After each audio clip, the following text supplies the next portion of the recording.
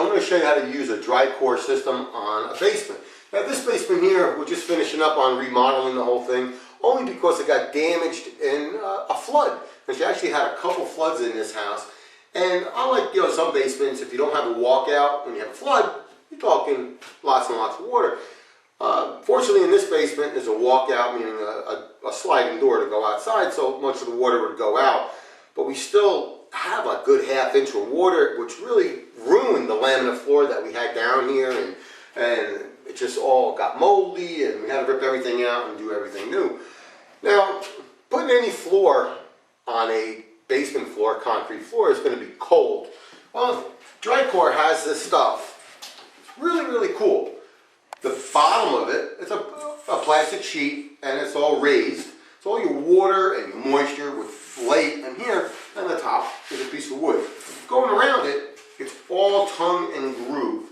So what we do is just lay the floor down like that, and it's going to raise it up about an inch, which is great because if any moisture, now that moisture is going to be trapped underneath of it, and it's not going to go for your carpet or your laminate floor and really start ruining it. But you still don't want the moisture there, of course. But which is really great about it, say it's raised, so the air is able to get underneath of it, which is really, really good because, of course, the air will dry it out. Now, with the tongue and groove system, nothing's glued down or nailed together or anything. It's a floating floor, just like a laminate floor would be. And you have your tongue and groove. And give it a couple little bangs in there. Boom. And you put it all together. Basically, we're going to do this for the whole entire floor. It's just a really cool system. I mean, I feel the wood, just, regular temperature. It's not cold, not hot, of course. The concrete, wow. Now I can feel the coldness here. Very nice. Gotta love it. I mean, it's about $6 a piece, so your typical basement may run you about $1,000, but still the same. Think of all that, the comfort it's going to give you. And of course, if you have a laminate floor on there, and if your basement's high moisture, well, you really wouldn't want to put a laminate floor on it anyway. So anyway, now that I showed you about the stuff, I'm going to show you how to install it. Well, one of our first obstacles we got is being that our dry core floor is raised approximately about 3/4 of an inch. We want this to go under the door, and well, don't quite have the gap there. Obviously, because it's raised up. Well, a real quick, easy way to do that, instead of taking the door off and measuring and all that good stuff, put it up to it, and that's what we need. Now, whatever floor you're putting on top of this, if you were doing a carpet, you would go on the thickness of your carpet. In this case, we're going to be installing another laminate type of floor, which is about 1/4 inch high. What I like to do, got a 1/4 inch shim right here, so the thickness of this piece, or even the laminate floor itself. Just get a pencil, put our dry core against the door, and about that. Just make a mark like that, and just hold it, and just make a mark right on the door. So just like that. Now I have a nice straight line at really the measurement that I'm looking for. So now when we take the door off, I'm just going to cut that real simple, real fast.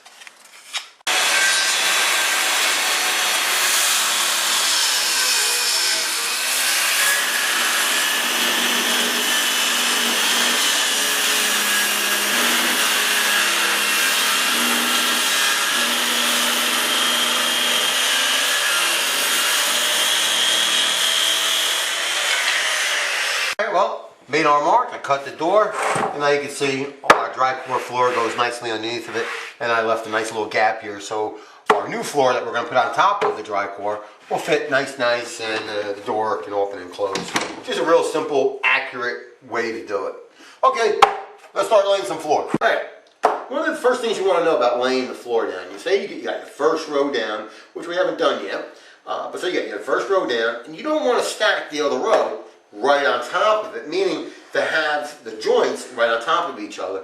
That is a big no-no. You'll have more problems if you do that. You want to stagger them.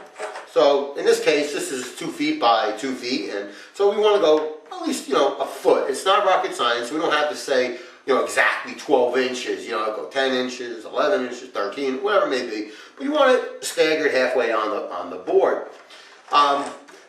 When you lay the board down, which I'll show you, you want to make sure when you cut the board that, say on this board here, say this is the side that's going to go against the wall. This has, this is all tongue and groove, and this is actually the tongue. You want to make sure you're going to be cutting the right side off, either tongue or the groove. All right, so that's real important. And again, it's real simple to cut. I have a piece here already marked, ready to go, and just with a circular saw, I'm just going to cut it. Again, you're not looking for the straightest lines. It's going to be against the wall. You're going to have that gappage anyway. All right, so I'm just going to cut it just with a regular saw.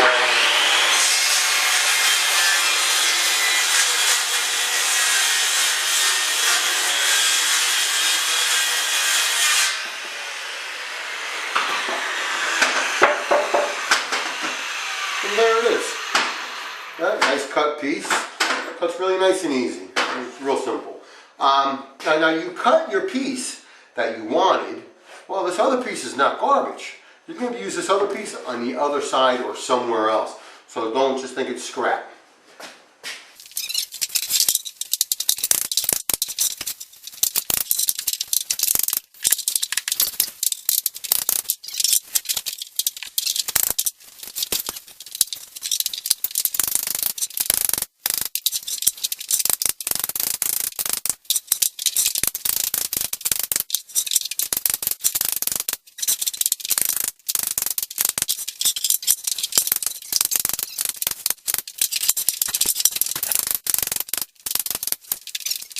Well, it took a little bit more than an hour, like I said earlier. It actually took a couple hours. But all in all, lots of little cuts and notches, everything around, and it's great. Nice, solid, strong floor, and it's made out of wood, and it certainly is a lot warmer just by the touch of your hand than the concrete that it was sitting on. I mean, look, the basement's not that big. It had about 130 pieces of this, which are 2 by 2. It's all nice and solid, and it's ready for our floor. Oh, that's the dry core system. It's really cool. Anyway, I'm Dominic from AskMeDIY.com. Thanks for watching.